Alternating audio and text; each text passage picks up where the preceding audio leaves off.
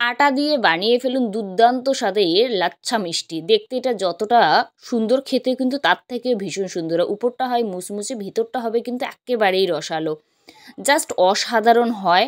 Please please আপনারা পুরো ভিডিওটা দেখতে থাকুন, আশা করি আপনাদের ভালো লাগবে। আর আটা দিয়েও যে এত সুন্দর মিষ্টি হয় আপনারা না দেখলে বিশ্বাসই করতে পারবেন না। তো চলো বন্ধুরা, পুরো ভিডিওটা দেখতে থাকো।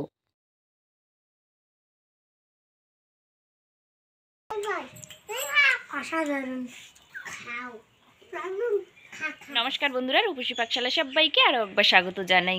আজ আপনাদের সাথে শেয়ার করবো একেবারেই জমজমাটি একটা রেসিপি। তো চলো রেসিপিটা দেখতে থাকো, আশা করি আপনাদের ভালো লাগবে। বানানোর জন্য মেন উপকরণ এই জায়গায় আছে আটা, তার সাথে কয়েক দানা দিয়ে দেবো মৌরি, তাতে খেতে বেশ ভালো লাগবে, আর সামান্য পরিমাণ নুন। মিষ্টিতে যদি নুন ব্যবহার করা যায় তার টেস্টটা কিন্তু একেবারেই অন্যরকম হয় আর দারুণ হয়। আর তার সাথে রিফাইন অয়েল, সুন্দরভাবে এটা ময়ান দেওয়া লাগবে। ময়ানটা এমনভাবে দেওয়া লাগবে যাতে আটাটা মুট করলে দেখুন আপনারা ঠিক যেন মুটটা এরকমভাবেই থাকে, আবার চাপ দিলে যেন বালুর মতো পড়ে, ঠিক এইভাবেই ময়ানটা দেওয়া লাগবে। আর অল্প অল্প জল মিশিয়ে একটা ডো তৈরি করা লাগবে। ডোটা যেন বেশি শক্তও হয় না, বেশি যেন আবার নরমও হয় না। আপনাদের দেখাচ্ছি ডোটা যেন ঠিক এরকমই হয়, আপনাদের কাছ থেকেই আমি দেখাচ্ছি। ডোটা দেখুন ঠিক যেন এরকম হয়। এইভাবে ঢাকনা দিয়ে রেস্টে রাখা লাগবে মিনিমাম কিন্তু 15 মিনিটের মতো। এটা রেস্টে থাকতে থাকতে এই পাশে শিরাটা তৈরি করব। যতটা চিনি ঠিক ততটাই কিন্তু জল দেওয়া লাগবে। আর চিনিটা কিন্তু একেবারেই এটা মোটা হবে, সে রসগোল্লার যে পাতলা মানে যে রস হয় সেটা হবে না, এটা একটু মোটা হবে। এটা নাড়াচাড়া করে একদম কিন্তু মোটা একটা শিরা তৈরি করা লাগবে। আপনারা চাইলে ফুড কালার ব্যবহার করতে পারেন এই জায়গায়, আমি আবার করব না, কারণ আমার কোনো খাবারেই কিন্তু ফুড কালার ব্যবহার আমি করি না। বাড়ির নর্মালি খাবারে ফুড কালার না ব্যবহার করাই ঠিক, যেহেতু আমরা বাড়িতেই খাবো তাই কেন ফুড কালার ব্যবহার করতে যাব। এরপর শিরাটা দেখুন একেবারেই কিন্তু ঘন, সেটা নামানো লাগবে। শিরাটা একেবারেই রেডি, এটা ঢাকনা দিয়ে রাখা লাগবে যাতে এটা গরম থাকে। এপাশে এটা কিন্তু শিরাটা তৈরি করতে করতে এটাও কিন্তু 15 মিনিট রেস্টে রাখা অলরেডি হয়ে গেছে। এবার এটা ভালোভাবে এটা মাখা লাগবে, খুব ভালো করে মাখার পর লেচি কাটা লাগবে।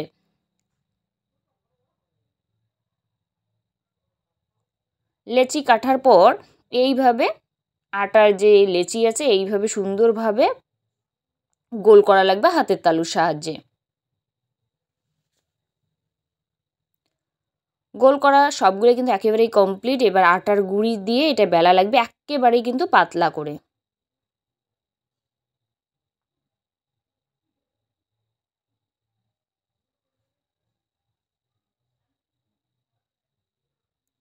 এটা কিন্তু একেবারেই পাতলা করেই বেলা লাগবে, মোটা করতে যাবে না, একেবারেই পাতলা। আপনারা দেখুন ঠিক এইভাবেই কিন্তু বেলা লাগবে।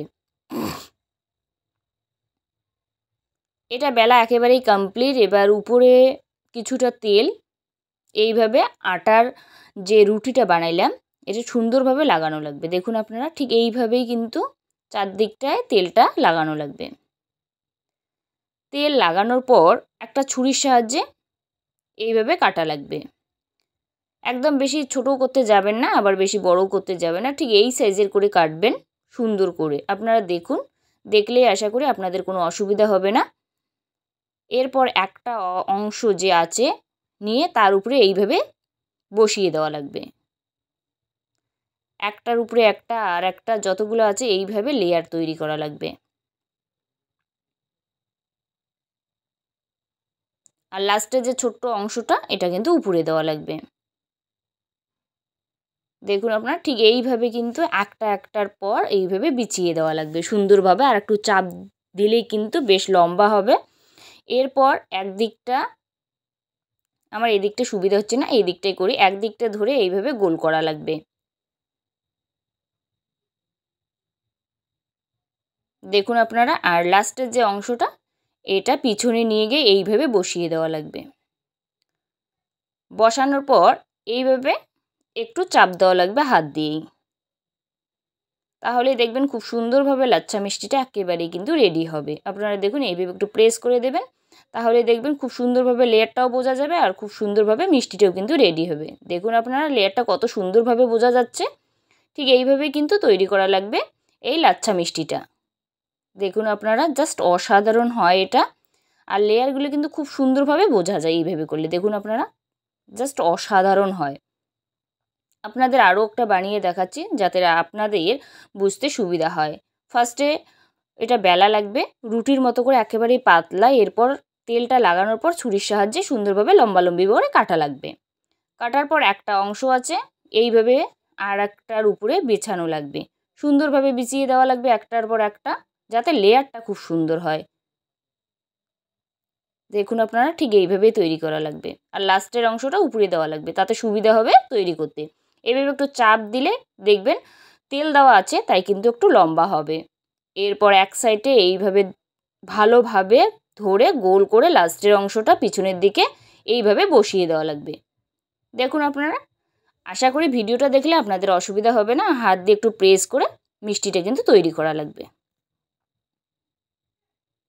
এটা দারুণ হয় দেখতে, আর খেতেও কিন্তু ভীষণ সুন্দর হয়। উপরটা যেমন মুচমুচে ভিতরটা তেমনি কিন্তু এটা রসালো। দেখুন আপনারা কত সুন্দরভাবে রেডি, সবগুলো কিন্তু একইভাবে রেডি করলাম। দেখুন আপনারা লেয়ারটা কত সুন্দর বোঝা যায়। ওটা এক সাইডে রাখার পর এই পাশে ভাজার জন্য অবশ্যই কড়াইতে পর্যাপ্ত পরিমাণে তেল ব্যবহার করা লাগবে। তেলটা বেশি গরম করতে যাবেন না। দেখুন আপনারা তেলটা কিন্তু বেশি গরম না, হালকা যখন গরম হবে তাতে একে একে যে লাচ্ছা মিষ্টি আছে এইভাবে কড়াইতে দেওয়া লাগবে আর অপেক্ষা করা লাগবে। বেশি তেল গরম হলে পরে উপরটা কিন্তু লালচে হবে, ভিতরটা হতে চাইবে না। তাই হালকা যখন তেলটা একটু গরম হবে সবগুলো মিষ্টি এইভাবে কিন্তু একে একে দেওয়া লাগবে আর অপেক্ষা করা লাগবে। দেখুন দেওয়ার পরে কিছুক্ষণ পরে কিন্তু তেলটা ফুটতেছে, এরকম পর্যায়ে কিন্তু দেওয়া লাগবে মিষ্টিটা। দিয়ে কিছুক্ষণ অপেক্ষা করা লাগবে, আর হালকা আছে মিষ্টিটা অবশ্যই ভাজার চেষ্টা করবেন, তাহলে মিষ্টিটা খুব সুন্দরভাবে রেডি হবে। আপনারা দেখুন এক সাইডটা কালার একটু চেঞ্জ হচ্ছে, এবার উল্টানো লাগবে। একটু সময় নিয়ে ভাজলে পরে মিষ্টিটা খুব সুন্দর কিন্তু এটা খেতে হয়।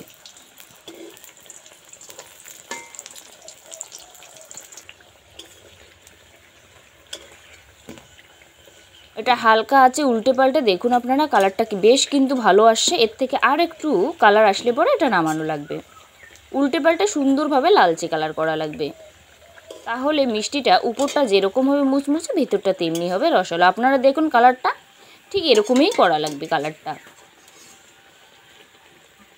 দেখুন কাছ থেকে আপনাদের দেখাচ্ছি, কালারটা ঠিক যখন এরকম হবে হালকা আছে উল্টে পাল্টে লালচে করে ঠিক এরকম কালার যখন আসবে এটা নামানো লাগবে তেল ঝরিয়ে।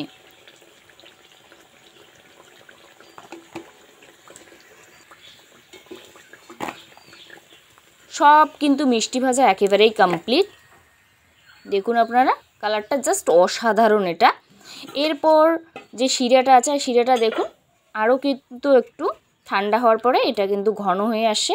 এরপর একে একে মিষ্টিগুলো এর উপরে দেওয়া লাগবে, আর এটা কিন্তু একটু গরম আছে যেহেতু মোটা শিরাটা, তাই ওটা ছোট হচ্ছে, তাই অন্য পাত্রে নিয়ে এইভাবে ঢাকনা দিয়ে মিনিমাম 15 মিনিটের মতো রাখলেই কিন্তু দারুণ হয়।